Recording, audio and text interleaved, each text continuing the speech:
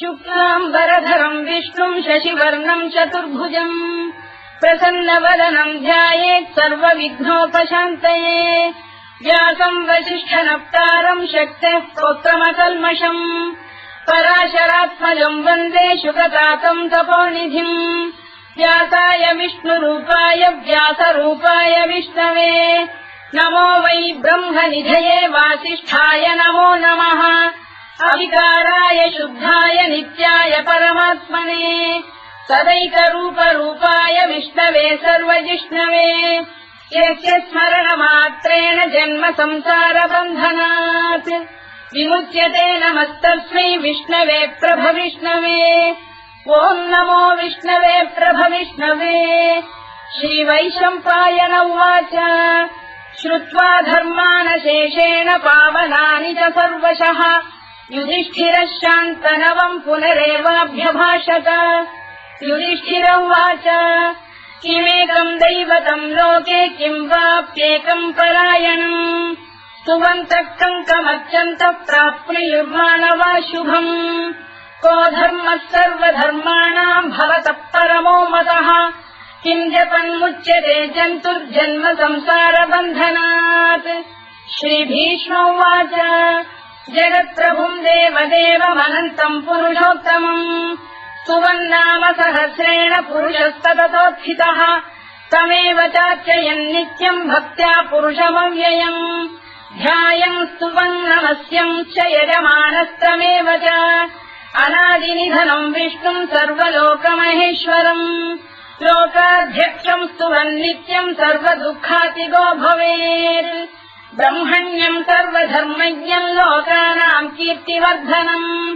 लोकनाथम् महद्भूतम् सर्वभूतभवोद्भवम् एष मे सर्वधर्माणाम् धर्मोऽधिकतमो मतः यद्भक्त्या पुण्डरीकाक्षम् स्तवैरच्चेन्नरः सदा परमम् यो महत्तेजः परमम् यो महत्तपः परमम् यो महद्ब्रह्म परमम् यः परायणम् पवित्राणाम् पवित्रम् यो मङ्गलानाम् च मङ्गलम् दैवतम् देवतानाम् च भूतानाम् यो व्ययक्रिया यतः सर्वाणि भूतानि भवन्त्यादियुगागमे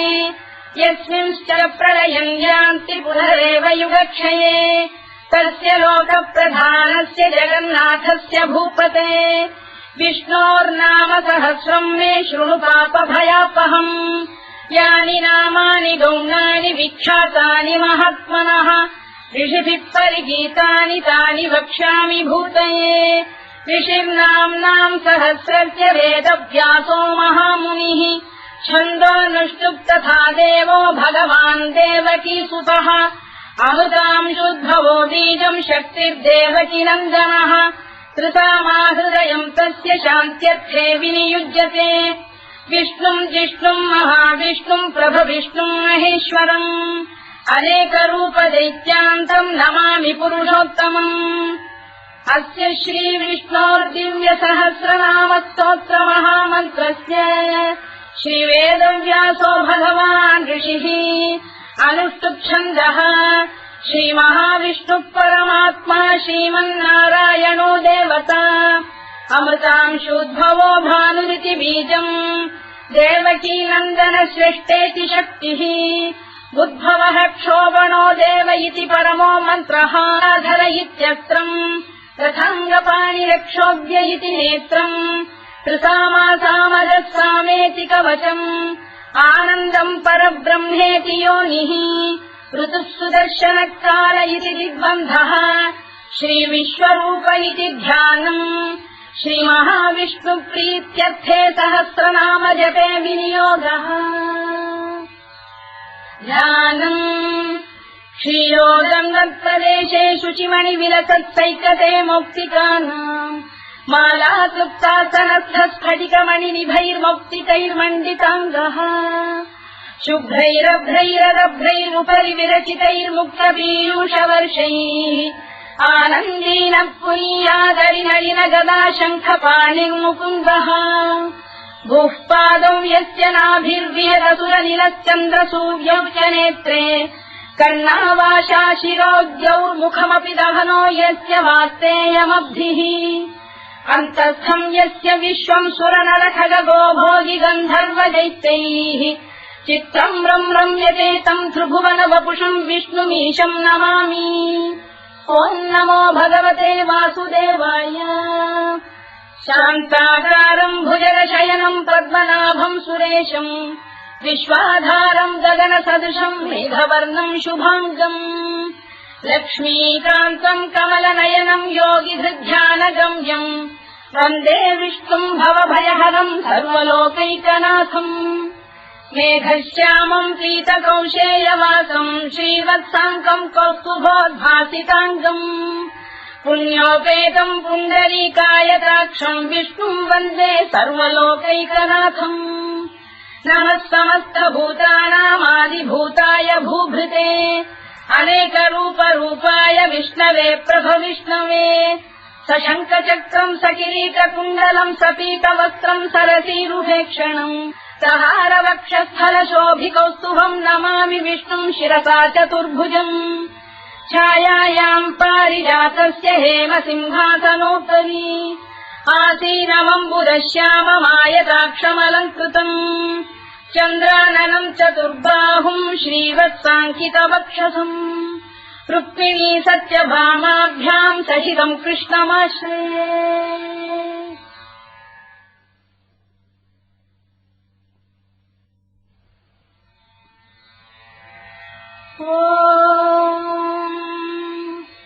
विश्वम् विष्णुर्वषत्कारो भूतभव्य भवत्प्रभुः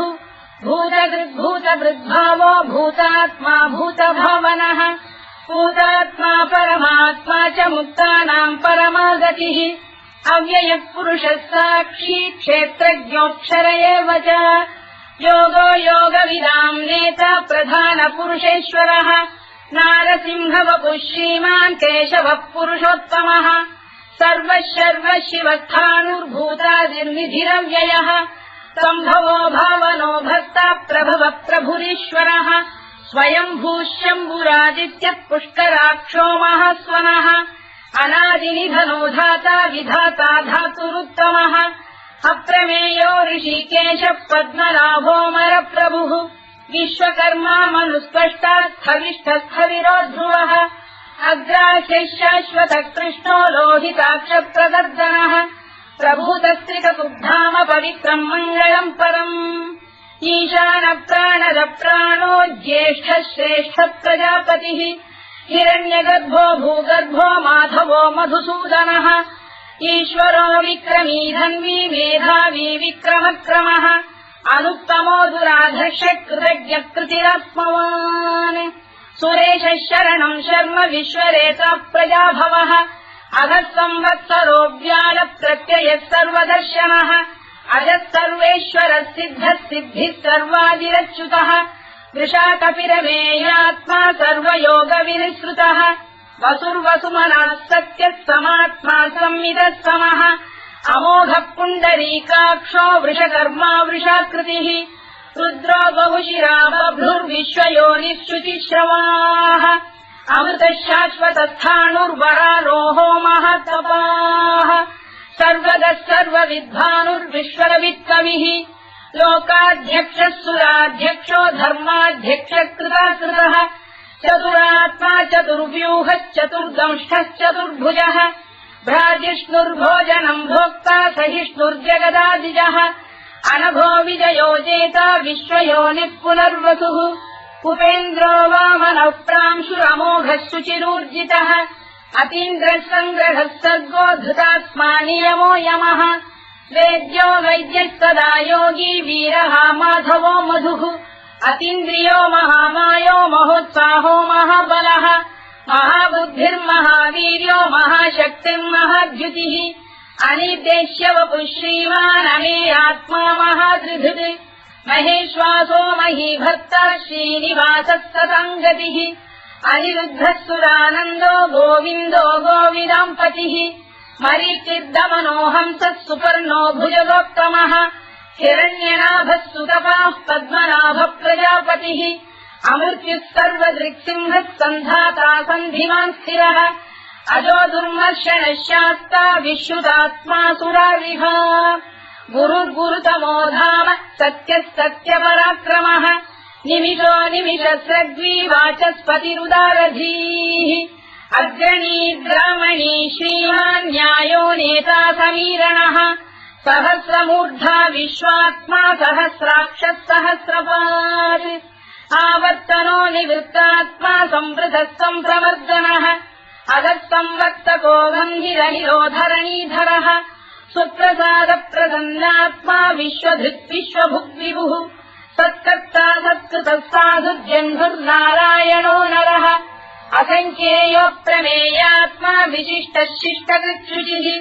सिद्धार्थः सिद्धसङ्कल्पः सिद्धिदः सिद्धिसाधनः वृषाही वृषभो विष्णुर्वृषपर्वा वृषोदरः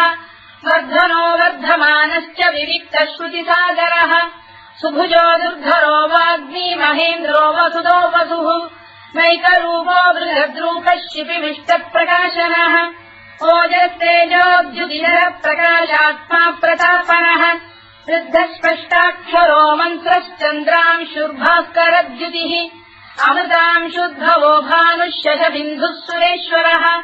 औषधम् जगतः सेतुः सत्यधर्मपराक्रमः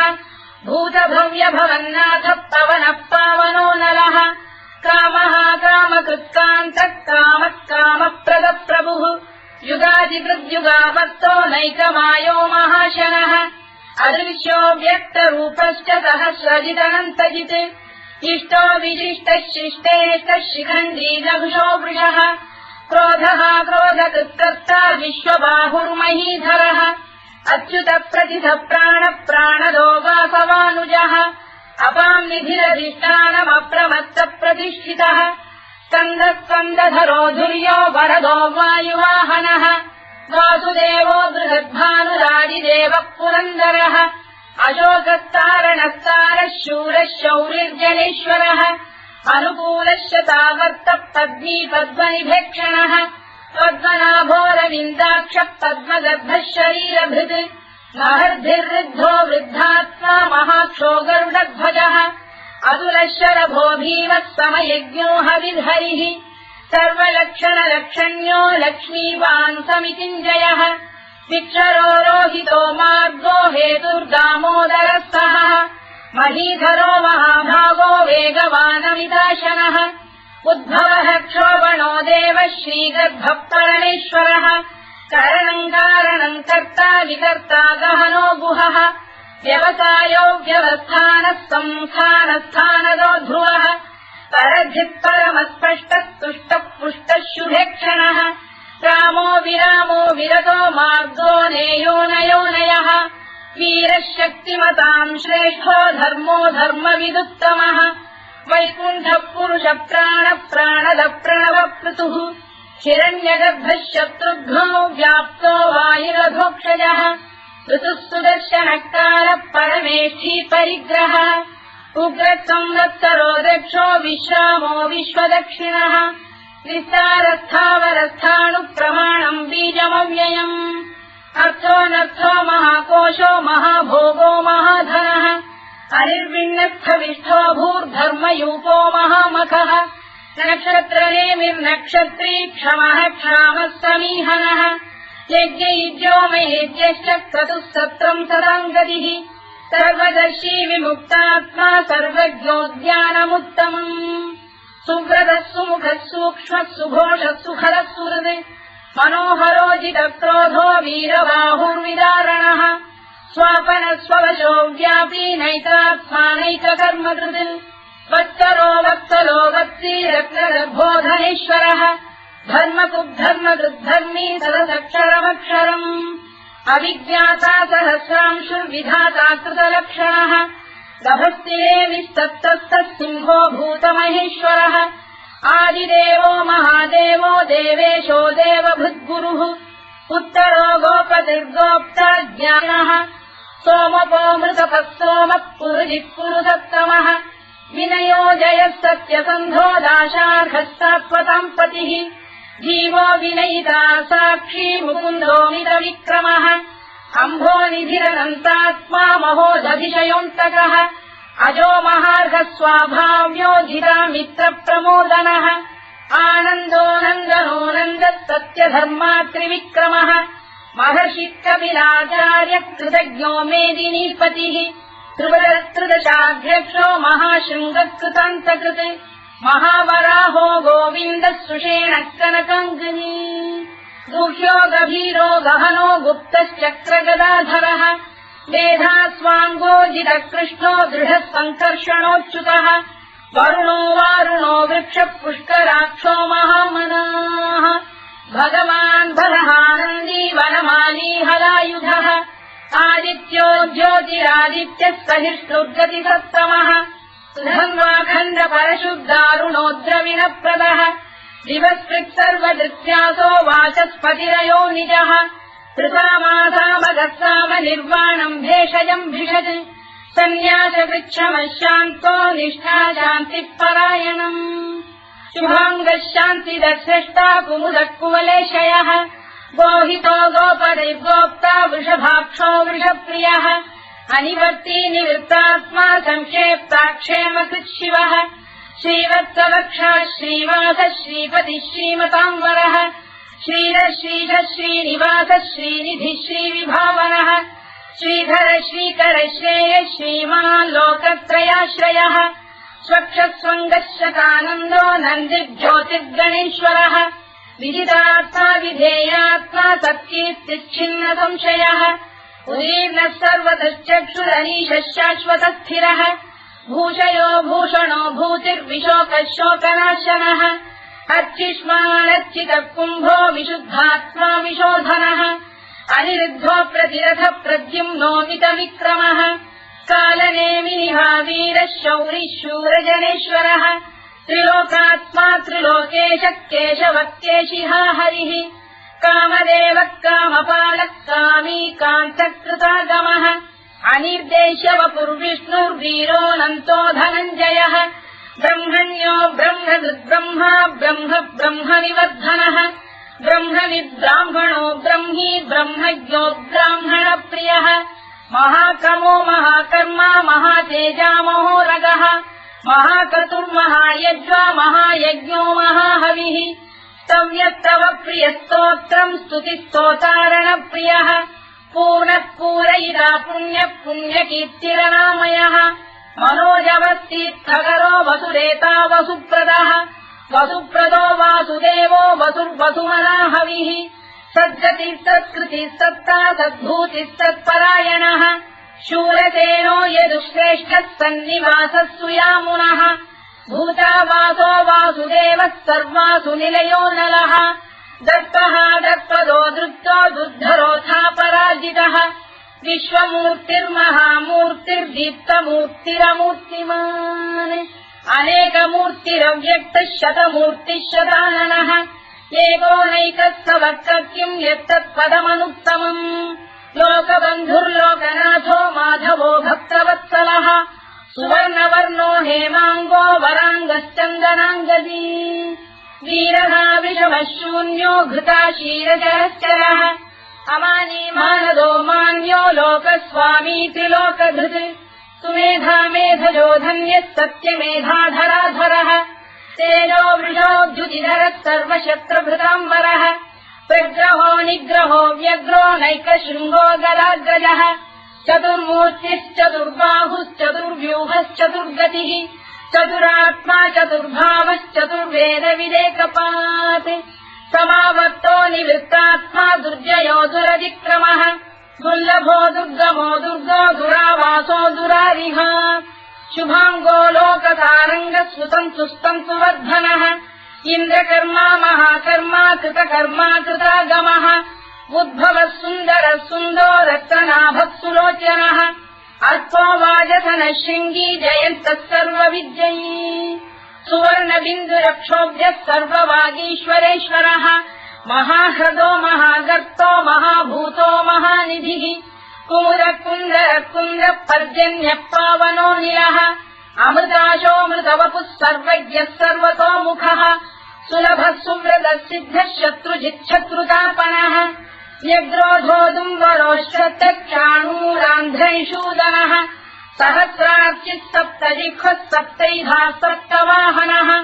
अमूर्तिरनघोचिन्त्यो भयगृद्भयनाशनः अणुबृहत्कृशस्थूलो गुणभृन्निर्गुणो महान् अधृतस्वधृतस्वास्य प्राग्वंशो वंशवर्धनः भारभृत्कथितो योगी योगीशः सर्वकामदः आश्रमश्रवणः क्षामः सुपर्णो वायुवाहनः धनुर्धरो धनुर्वेदो दण्डो दमयिता दमः अपराजितः सर्वसहो नियन्ता नियमो यमः सत्त्ववान् सात्विकः सत्यः सत्यधर्मपरायणः अभिप्रायप्रियार्होः प्रियकृत्प्रीतिवर्धनः विधायतगतिर्ज्योतिः सुरुचित्कुतभुक्विभुः रविर्विरोचनः सूर्यः सवितारविलोचनः अनन्तो हुतबुद्भोक्ता सुखदो नैकजोऽग्रजः अनिर्विण्णः सदामर्षी लोकाधिष्ठानमद्भुतः सनातनतमः कपिलः कपिरव्ययः स्वस्तिदः स्वस्तिकृत् स्वस्ति स्वस्तिभुक् स्वस्ति दक्षिणः अरौद्रः कुण्डली चक्री विक्रम्यूर्जितशासनः शब्दातिकः शब्दसः शिशिरः शर्वरीकरः अक्रूरप्रेषलो दक्षो दक्षिणः क्षमिणाम्बरः विद्वत्तमो वीतभयः पुण्यश्रवणकीर्तनः उत्तारणो दुष्कृतिः पुण्यो दुःस्वप्ननाशनः वीरः रक्षणः सन्तो जीवनः पर्यवस्थितः अनन्तरूपोऽनन्तश्रीर्जितमन्युर्भयापहः चतुरश्रो गभीरात्मा गिरिशो व्यादिशो दिशः अनाधिर्भूर्भुवो लक्ष्मी सुवीरो रुचिराङ्गदः जननो जनजन्मादिर्भीमो भीमपराक्रमः आधारनिलयो धाता पुष्पहासप्रजागरः ऊर्ध्वरः सत्त्वथाचार प्राणः प्रणवप्रणः प्रमाणम् प्राणनिलय प्राणभृत्प्राणजीवनः तत्त्वम् तत्त्वविदेकात्मा जन्ममृत्युजरातिगः भूर्भुवः स्वस्तरुस्तारः सविता प्रपितामहः यज्ञो यज्ञपतिर्यज्वा यज्ञाङ्गो यज्ञवाहनः यज्ञभृद्यज्ञकृद्यज्ञी यज्ञभुक्यज्ञसाधनः यज्ञान्तकृद्यज्ञगुह्यमन्नमन्नाद एव च आत्मयोनिः स्वयम् जातो वैखानः सामगायनः देवकीनन्दनः स्रष्टा क्षितीशः पापनाशनः शङ्खबृन्नन्दकी चक्रीशाङ्गधन्वा गदाधरः तथाङ्गपाणिरक्षोभ्यः सर्वप्रहरणायुधः सर्वप्रहरणायुधवोम् नम इति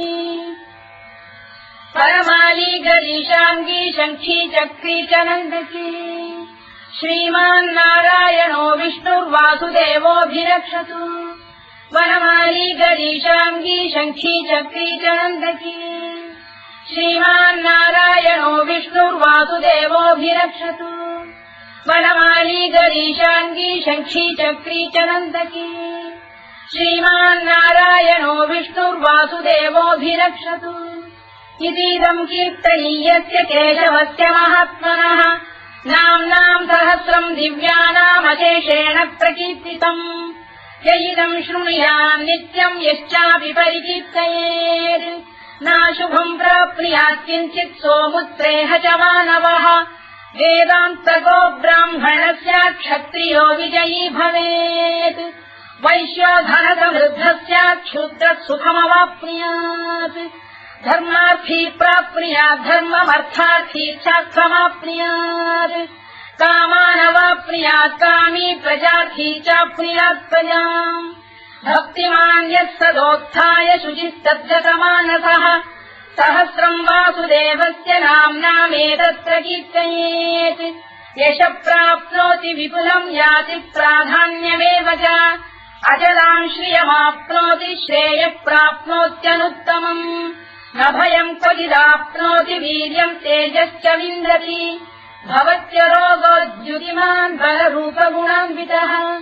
रोगात्तो मुच्यते रोगात् बद्धो मुच्येत बन्धनात् भयान्मुच्येत भीतस्तु मुच्येतापन्न आपदः दुर्गाण्यतितरत्याशु पुरुषः पुरुषोत्तमम् सुवन्नाम सहस्रेण नित्यम् भक्तिसमन्वितः वासुदेवाश्रयो मर्त्यो वासुदेवपरायणः सर्वपापविशुद्धात्मा याति ब्रह्म सनातनम् न वासुदेव भक्तानामशुभम् विद्यते क्वचित् जन्म मृत्युजरा व्याधि भयम् नैवोपजायते इमं स्तवमधीयान श्रद्धा भक्ति समन्वितः युज्येतात्मसु कक्षान्ति श्रीधृति स्मृति कीर्तिभिः न क्रोधो न च मात्सर्यम् न लोभो न शुभामतिः भवन्ति कृतपुण्यानाम् भक्तानाम् पुरुषोत्तमे द्यौस्तचन्द्रास्तनक्षत्राखम् दिशो भूर्महो दधिः वासुदेवस्य वीर्येण विधृतानि महात्मनः ससुरासुरगन्धर्वम् स यक्षोरगराक्षसम् जगत्वशे वत्ततेदम् कृष्णस्य सचराचरम् इन्द्रियाणि मनो बुद्धिः सत्त्वम् तेजोबलम् धृतिः वासुदेवात्मकान्याहुः क्षेत्रम् क्षेत्रज्ञ एव च सर्वागमानामाचार प्रथमम् परिकल्पते आचारप्रभवो धर्मो धर्मस्य प्रभुरच्युतः ऋषयपितरो देवा महाभूतानि धातवः जङ्गमाजङ्गमम् चेदम् जगन्नारायणोद्भवम् योगो ज्ञानम् तथा साङ्ख्यम् विद्या शिल्पादिकर्म च वेदाः शास्त्राणि विज्ञानमेतत् सर्वम् जनार्दनात् एको विष्णुर्महद्भूतम् पृथग्भूतान्यनेकशः त्रीन् लोकान् व्याप्य भूतात्मा भुङ्क्ते विश्वभुवव्ययः इमम् स्तवम् भगवतो विष्णो व्यासेन कीर्तितम् पठेद्य इच्छेत् पुरुषः श्रेयत् प्राप्तुम् सुखानि च विश्वेश्वरमजम् देवम् जगतः प्रभुमव्ययम् भजन्ति ये पुष्कराक्षम् न ते यान्ति पराभवम् ओन्नमयिति अर्जुनोवाच पद्मपत्रविशालाक्ष पद्मनाभसुरोत्तम भक्तानामनुरक्तानाम् त्राता भव जनार्दन श्रीभगवानुवाच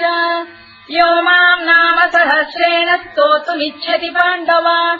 सोऽहमेकेन श्लोकेन स्तुत एव न संशयोऽन्नमयिति व्यासोवाच वासनाद्वासुदेवस्य वासितम् भुवनत्रयम् सर्वभूतनिवासोऽसि वासुदेव नमोऽस्तु ते वासुदेव नमोऽस्तु ओन्नमयिति पार्वत्युवाच केनोपायेन लघुना विष्णोर्नाम सहस्रकम् पठ्यते पण्डितैर्नित्यम् श्रोतुमिच्छाम्यहम् प्रभो ईश्वरोवाच श्रीराम राम रामेति रमे रामे मनोरमे सहस्रनाम तत्तुल्यम् राम नाम वरानने श्रीराम राम रामेति रमे रामे मनोरमे सहस्रनाम तत्तुल्यम् राम नाम वरानने श्रीराम राम रामेति रमे रामे मनोरमे सहस्रनाम तत्तुल्यम् राम नाम वरानने राम नाम वराननमोन्नमयिति ब्रह्मोवाच नमोऽस्त्वनन्ताय सहस्रमूर्तये सहस्रपादाक्षि शिरोरुबाहवे सहस्रनाम्ने पुरुषाय शाश्वते सहस्रकोटियुगधारिणे नमः सहस्रकोटियुगधारिणे नमोन्नमयिति सञ्जय उवाच यत्र योगेश्वर कृष्णो यत्र पार्थो धनुर्धरः तत्र श्रीविजयो भूतिर्ध्रुवानीतिर्मतिर्मम श्रीभगवानुवाच अनन्याश्चिन्तयन्तो मां ये जनाः पर्युपासते तेषाम् नित्याभियुक्तानां योगक्षेमम् वहाम्यहम् परित्राणाय साधूनां विनाशाय च दुष्कृताम् धर्म संस्थापनार्थाय सम्भवामि युगे युगे आर्ता विषण्णाः शिथिलाश्च भीता घोरेषु च व्याधिषु वर्तमानाः संकीर्त्य नारायण शब्दमात्रम् विमुक्त दुःखाः सुखिनो भवन्तु कायेन वाचा मनसेन्द्रियैर्वा बुद्ध्यात्मना वा प्रकृते स्वभावात् करोमि यद्यत् सकलम् परस्मै नारायणायेति समर्पयामि।